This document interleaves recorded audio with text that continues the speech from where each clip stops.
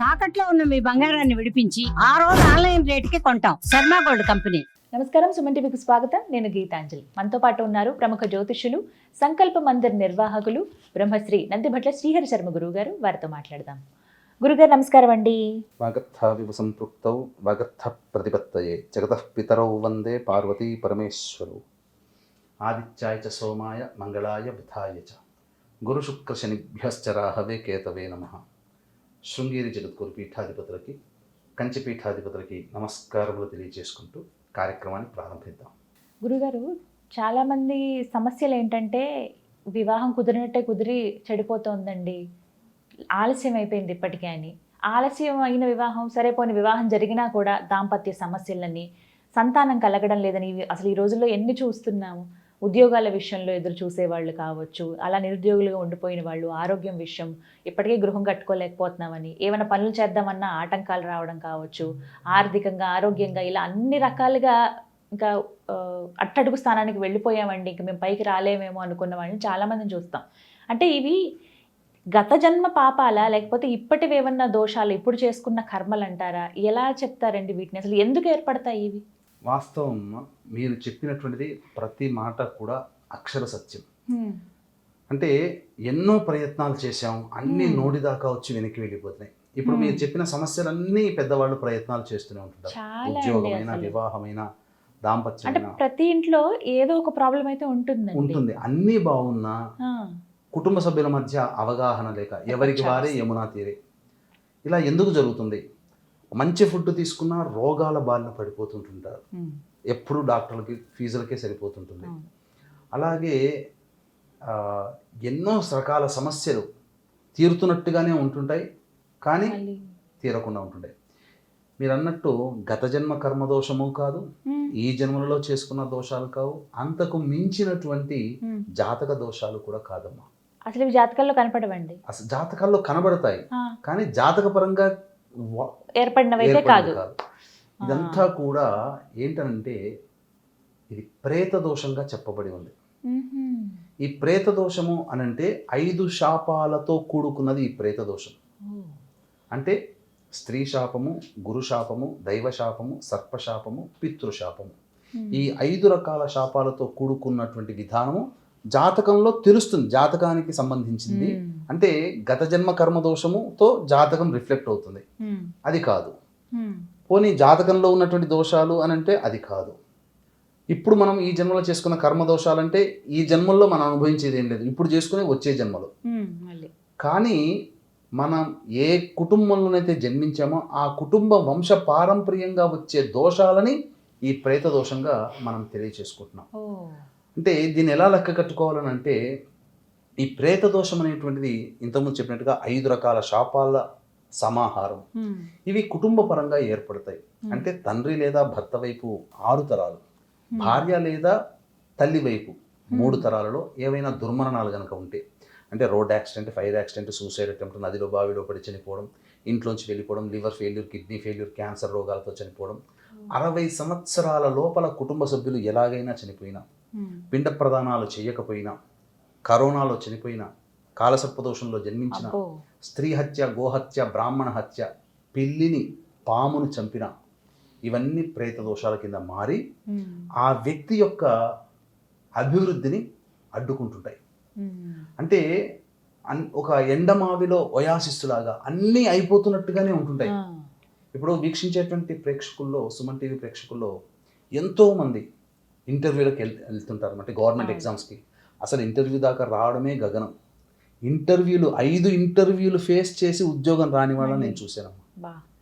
కొంతమందికి అయితే ఇల్లు కట్టుకోవాలనే కోరిక, డబ్బులన్నీ దగ్గర పెట్టుకుంటారు, ఒక్క ఇల్లు కనబడదు. ఏదో ఫిక్స్డ్ చేసేసుకుంటారు, చాలా ఇల్లు కనబడతాయి. అరే మన దగ్గర డబ్బు ఉన్నప్పుడేమో కనబడట్లేవు. లోన్స్ శాంక్షన్ కాకుండా ఇబ్బంది పడడం, 1 2 అనేక రకాలైనటువంటి సమస్యలు. ప్రేత దోషం. ఇప్పుడు ఈ కాలంలో 100కి 98% మందికి ఉన్నాయి ఈ ప్రేతం. 100కి 98 మందికి ఉన్నాయి. అంటే ఒకప్పుడు లేవు.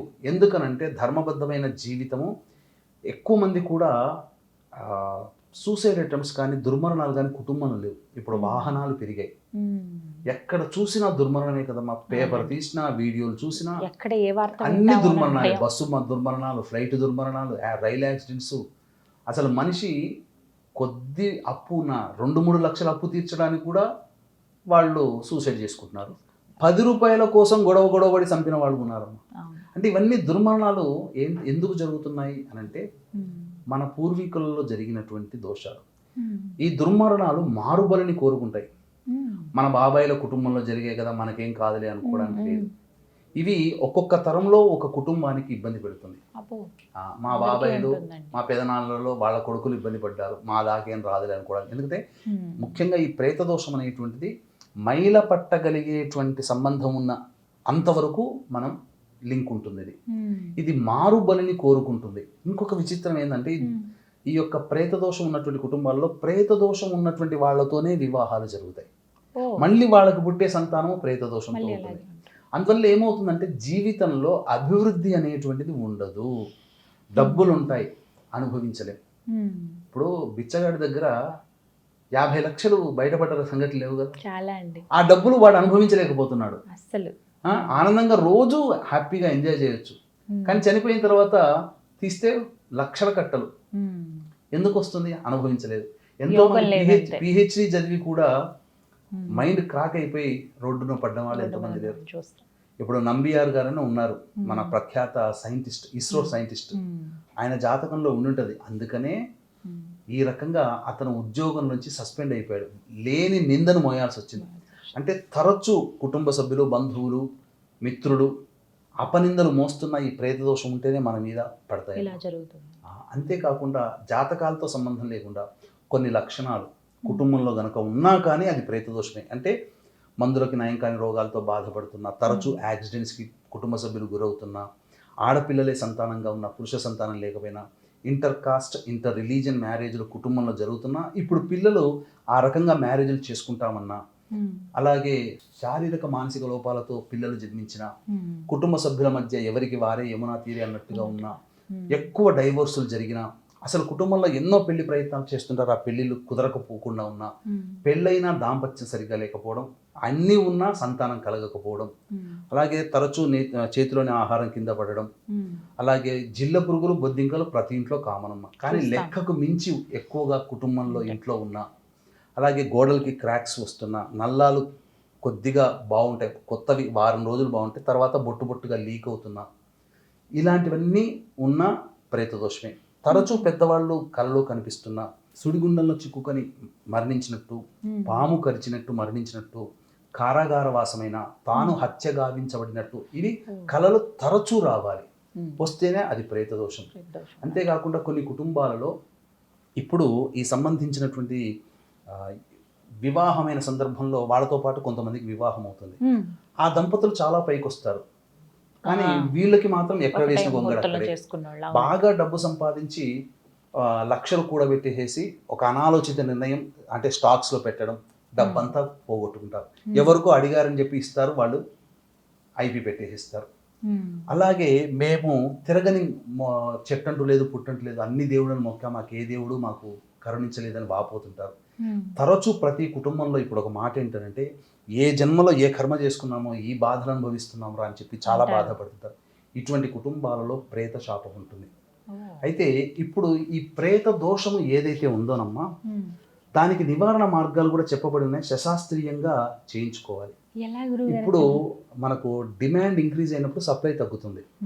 ఇప్పుడు చాలా మంది చేసే తప్పేందంటే నెట్లో కొట్టుకుంటుంటారు, ఎక్కడ చేయిస్తున్నారని గుడ్డిగా నమ్మిపోతారు. ఇప్పుడు మనకు ముక్కు మొహం తెలవని వాళ్ళు మన పట్ల ప్రేమగా నిజాయితీగా ఎందుకు చేయిస్తారమ్మా?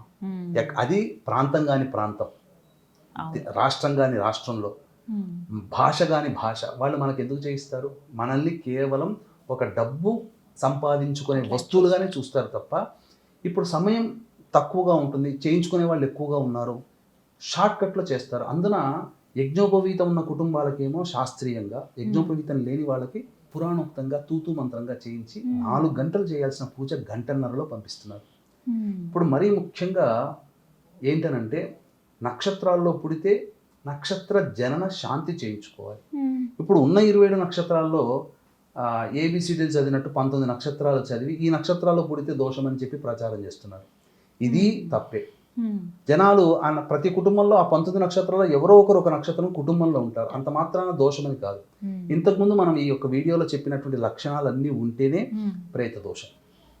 కాబట్టి ఈ ప్రేత దోషానికి 2013 నుంచి మన పీఠం ఆధ్వర్యంలో సశాస్త్రీయంగా ప్రతి నెల జరుగుతాయమ్మా.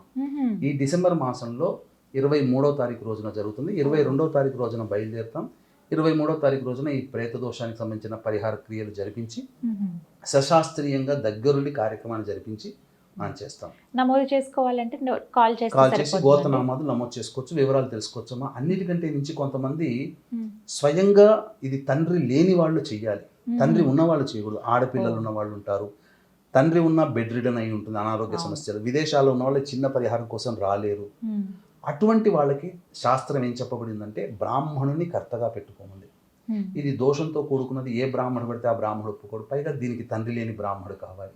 కాబట్టి ఇక్కడ హైదరాబాద్ నుంచే మనం ఈ ఆంధ్ర తెలంగాణ ప్రాంతం నుంచే బ్రాహ్మణుని తీసుకుని వెళ్ళి కర్తగా పెట్టి రాలేని వాళ్ళ కోసం మనం చేయిస్తున్నాం. ఎందుకు ఇక్కడి నుంచి తీసుకోవాల్సింది? అక్కడికి వెళ్తే డబ్బు తక్కువ అవుతుంది, కానీ అక్కడ ఉన్నటువంటి బ్రాహ్మణులు సరైన వాళ్ళు కాదో మనకు తెలియదు, ఏ అలవాట్లు ఉంటాయో తెలియదు. పైగా మన గోత్రనామాలు ఉచ్చరించే విధానం అక్కడ వేరే ప్రాంతంలో ఉచ్చరించే విధానం తేడా ఉంటుంది. వాణి బాగా చదువుతారు, అప్పుడు మారిపోతుంది. ఒక అక్షరం చాలమ్మా మొత్తం కార్యక్రమం అంతా భ్రష్టు పట్టిపోవడానికి. అందుకే ఈ విషయంలో నేనే ఆ వివరాలన్నీ తీసుకుని దగ్గరుండి వాళ్ళ చేత చెప్పిస్తాను. దీనికి సంబంధించిన వీడియో కూడా నేను వాళ్ళకి కర్తగా పెట్టుకున్నటువంటి వాళ్ళకి పంపించడం జరుగుతుంది. కాబట్టి ప్రతి నెల మన పీఠం ఆధ్వర్యంలో జరుగుతుంది. ఈ డిసెంబర్ మాసంలో 23వ తారీఖు రోజున ఎందుకు చేస్తున్నామంటే మోక్షాన్ని ప్రసాదించేవాడు నారాయణుడు. ఆ నారాయణుడు యొక్క నక్షత్రం శ్రవణ నక్షత్రం ఉంది 23వ తారీఖు రోజు. ఆ రోజున జరిపించడం ద్వారా ప్రేతకి మోక్షం కలిగి పిశాచ రూపం నుంచి విముక్తి కలిగి నాకు అంటే ఈ ప్రేత రూపంలో ఉన్నటువంటి ఆత్మ మన కుటుంబ సభ్యులు ఎవరైతే దుర్మరణం పాలవుతారో వాళ్ళకొక బాధాకరమైన స్థితి ఉంటుంది. అంటే తలకిందులుగా వేలాడుతుంటారు. ఎంతటి బాధ ఉంటుందంటే ఒక అమ్మాయి డెలివరీ అయితే ఎంత నరకం అనుభవిస్తుందో అంతకి 1000 రెట్ల బాధని మోక్షాన్ని పొందని పిశాచ రూపాన్ని పొందని ప్రేత మన కుటుంబంలో మరణించిన వాళ్ళు ఆ విధంగా అనుభవిస్తుంటారు. కాబట్టి ఆ దోష నివారణ ప్రేత విముక్తిని కలిగించే బాధ్యత ఇంటి వారసులుగా మన మీద ఉంటుంది. కాబట్టి మనము ఈ యొక్క సమస్యలతో ఏ సమస్యతోనైనా కానీ బాధపడుతున్నప్పుడు ఆ సమస్యకి పరిష్కారంగా ఇది ప్రాయశ్చిత్త కర్మ. ఇది చేసుకోవడం ద్వారా వాళ్ళ ఇంట్లో దుర్మరణం పాలైన వ్యక్తుల ఆత్మకి మోక్షాన్ని కలిగి నన్ను ఇంత బాధ నుంచి మోక్షాన్ని కలిగించారు, నాకు ఇంత బాధ నుంచి విముక్తి కలిగించారు కాబట్టి వాళ్ళకి శుభం జరగాలని చెప్పి ఆ ఆత్మ ఆశీర్వదిస్తుంది.